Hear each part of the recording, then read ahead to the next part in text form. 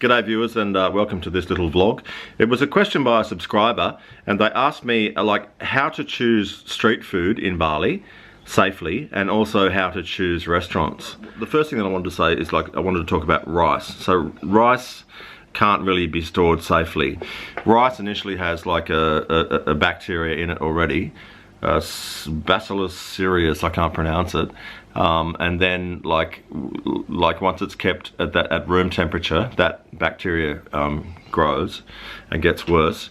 If it's kept in the fridge, then you know it's a little bit better, but basically you've got to cook rice and then eat it. So this causes a bit of a problem for street food vendors. They wrap it up in a bamboo leaf, and you can, you know, the food's good, like it tastes good because they add chili, and there might be sort of vegetables and a little bit of chicken involved, which again is dangerous. Like street food in Bali, it doesn't really exist that much, but for locals it does, and you can see plenty of people in their hotel uniforms having a quick, cheap bite by the beach or wherever it may be on a corner somewhere. And yeah, I mean, you could do that. Like if you're young and if your constitution is good, then I don't know, you might do okay with that. Most Bali belly is waterborne. So if you can't brush your teeth in the water, and you can't even in the shower, I think you got to keep your mouth shut, which I'm not used to doing. So street food, yeah, there's corn on the beach at sunset, and that's fine, obviously. But other than that, yeah, the pre-prepared Balinese food is not ideal. The coffee's great, so you can get a coffee in the morning, and I'm not sure that I've ever had a problem with that. It's full of sugar, and it's really, really strong. Actual street food on a cart with wheels underneath, it's very much a local thing and not very common these days in Bali, wherever you are. But the next version of street food is a warung, you know, and there are some great vloggers on YouTube that have some amazing experiences and with what they call street food, which is actually a warung, warung used to be like just basically meant a family-owned, run, small shop business for food and coffee. And so if somebody puts the name warung on their restaurant, then they're sort of saying that we are uniquely traditional Balinese food, you know. But the first thing I would look for on the menu is Nasi Campur, which means mixed rice, and it's not sort of rice just mixed with stuff. It means that you get the rice and some chicken and a boiled egg and this amazing coconut sort of mixed thingy with other stuff, and you know, the taste buds just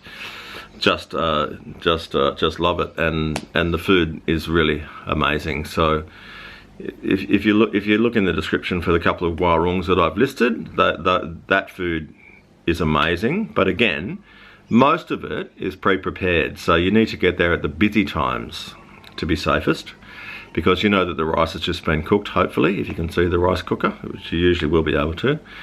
And just have a look at the people that are serving it. Do they look healthy? Like if they look healthy and they look like they're trying to keep everything clean and sort of wiping around the place and whatnot, great. How are they washing up the dishes? I mean, you know, if they're doing it in a cold bucket of water, which used to happen in Ubud when I used to eat at the markets back there in the 1980s, then, you know, again, like it's any drop of water. So you can't really eat salad, because if it's washed in tap water, then you're gonna have a problem. So I actually ask, if I am going to order a salad, I say, like, how do you wash the lettuce? Or you know, just maybe ask that, and they go, oh yeah, just you know, we use the water. And I'm like, yeah, but do you use filtered water or tap? Oh no, of course we use filtered water. So warungs, fantastic, and you'll get some fantastic food.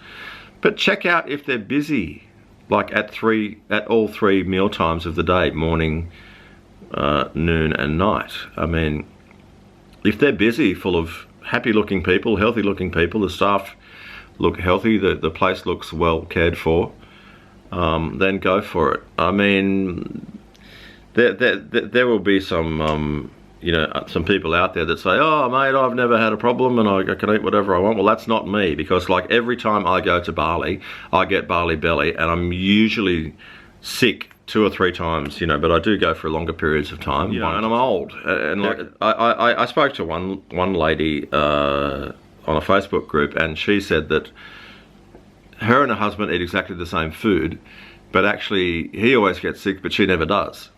And I asked, do you both drink bintang, you know, bintang, or the beer?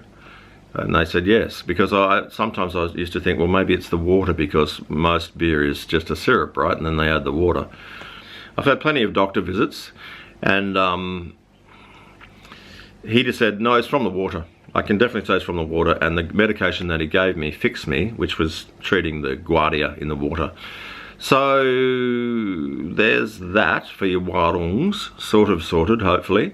And restaurants, even, you know, very much the same. Like, my suggestion for restaurants would be to have a look if it's busy, breakfast, lunch and dinner, and you know, walk in. Like, when you're in the area, just walk in when it's busy and have a look what's on the plate. They won't mind it. It's not a problem. So go in and have a look at what's on the plate, and if it looks good and it's bouncing off the plate and it's healthy, and the rice, especially the rice, because rice, Asians choose their restaurants by the quality of the rice. I'm not mentioning any names, but I went to an Australian-owned restaurant in a popular area in Bali in the south, and the rice, like, you could actually see black dots through it. That's that Bacillus cereus, and that is only going to get worse after cooking and keeping. And yeah, like, it was a popular restaurant, and on TripAdvisor people give it like a 4, and yeah, it's not a good place at all. So have a look at the rice, have a look at what's on the plate, and do it that way. That's the best way to choose. Now, another thing is that you know, you go by price. I mean, if you're paying $4 Australian for a meal, or even $10, you know, then you're going to get that quality of food. If you're paying a lot more, and you certainly can, there are plenty of super upmarket places, then you're probably going to be okay for safety, but I can't guarantee it, because I did go to like an amazing place in Seminyak many years ago, and the food, the place was amazing, the food looked amazing, but we had, stupidly, sushi and sashimi, which is not an ideal thing to have, with, you know, with a little bit of those Japanese salads on the side, and they were obviously had been washed in tap water, as had probably the sushi, because if you've ever seen a sushi chef work, they're constantly rinsing the knife and, you know, all that sort of stuff perhaps in tap water. So yeah, it's a really hard question to answer, and I'm not sure that I am. But if I was to go for a few pointers just to finish off this vlog for this subscriber that asked me, then street food mostly avoid. Warungs can be fantastic. Go when they're busy. Make sure that there's plenty of good-looking, healthy, happy people eating there, as should be the staff, and see what's going on in the place. Restaurants, same deal. See if they're busy 3 times a day, and yeah, look at the staff and look at what's going on. Upper level should be fine. I mean, you can pay a fortune to eat in Bali if you want to, and again, it should be fine. It's a mystery as to where you can pick up Bali Belly, because Bali Belly can take like a really short time to present, or it can take a really long time. So this is why you can never really know how you got it or where you got it from. But just to say that be cautious. If you can see the kitchen, great. There's a place that I love, which is a chain restaurant, and it's actually a Mexican restaurant, and the kitchen is open within the restaurant, like, and you can actually watch them preparing the food.